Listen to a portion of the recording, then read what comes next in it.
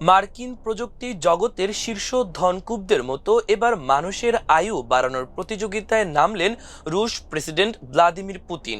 তবে কোনো ব্যক্তিগত উদ্যোগ নয়, বরং কোষের বার্ধক্য ঠেকাতে এবং মানুষের অঙ্গ প্রতিস্থাপন করতে রাষ্ট্রীয় পর্যায়ে বিপুল অঙ্কের এক মহাপ্রকল্প শুরু করেছেন তিনি। ওয়াল স্ট্রিট জার্নালের এক সাম্প্রতিক প্রতিবেদনে দাবি করা হয়েছে, নিউ হেলথ প্রিজারভেশন টেকনোলজিস নামের এই প্রকল্পে রাশিয়ার সরকার অন্তত ২৬ বিলিয়ন মার্কিন ডলার বরাদ্দ দিয়েছে। তবে ক্রেমলিনের এই উচ্চাকাঙ্ক্ষী গবেষণার বৈজ্ঞানিক ভিত্তি ও কার্যকারিতা নিয়ে বিশ্বজুড়ে তৈরি হয়েছে তীব্র বিতর্ক ও সংশয়। প্রতিবেদন অনুযায়ী ৭৩ বছর বয়সী এই রুশ নেতার নির্দেশে চলা প্রকল্পটির মূল লক্ষ্য হলো এমন জিন থেরাপি তৈরি করা যা কোষের বার্ধক্যের গতিকে ধীর করে দিতে পারে। রাশিয়ার উপবিজ্ঞান মন্ত্রী দেনিস সেকিরিনস্কি একে বার্ধক্যের বিরুদ্ধে লড়াইয়ের সবচেয়ে আশাব্যঞ্জক সম্ভাবনা বলে দাবি করেছেন। শুধু জিন থেরাপি নয়, এই প্রকল্পের আওতায় শুকুরের শরীরে মানুষের অঙ্গ তৈরি করে তা প্রতিস্থাপনের মতো জটিল বায়োপ্রিন্টিং প্রযুক্তি নিয়েও কাজ চলছে।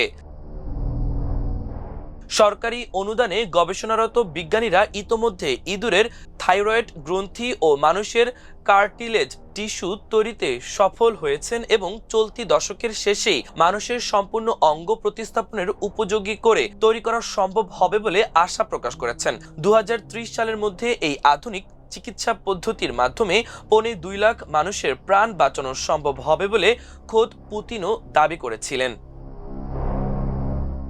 এই বিশাল ও সংবেদনশীল উদ্যোগের নেতৃত্বে রয়েছেন পুতিনের নিজের কন্যা এবং হরমোন বিশেষজ্ঞ মারিয়া ভোরন্তসোভা। তার সাথে যুক্ত আছেন প্রখ্যাত রুশ পদার্থবিদ মিখাইল কোভালচুক, যিনি মনে করেন অদূর ভবিষ্যতে মানুষ নিজের প্রয়োজন মতো অঙ্গ প্রতিস্থাপন ও তা সারিয়ে তুলতে পারবে।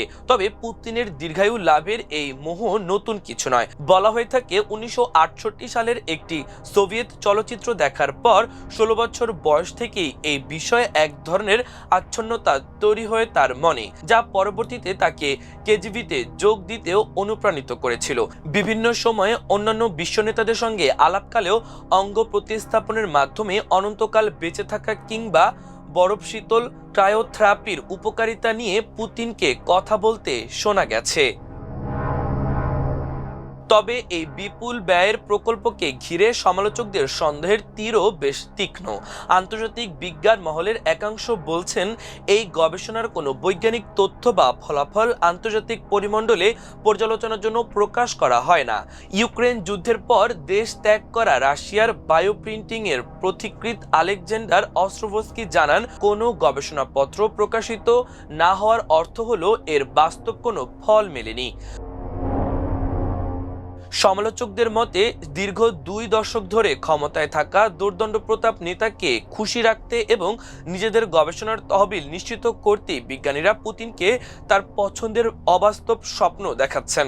দীর্ঘায়ু নিয়ে পুতিনের এই অতিরিক্ত সচেতনতা এবং তার স্বাস্থ্য নিয়ে তৈরি হওয়া নানা গুজব ও বডি ডাবলের জল্পনার মধ্যেই রাশিয়ার এই ২৬ বিলিয়ন ডলারের অমরত্ব প্রকল্প এখন টালমাটাল ভূ রাজনীতিতে এক নতুন আলোচনার জন্ম দিয়েছে।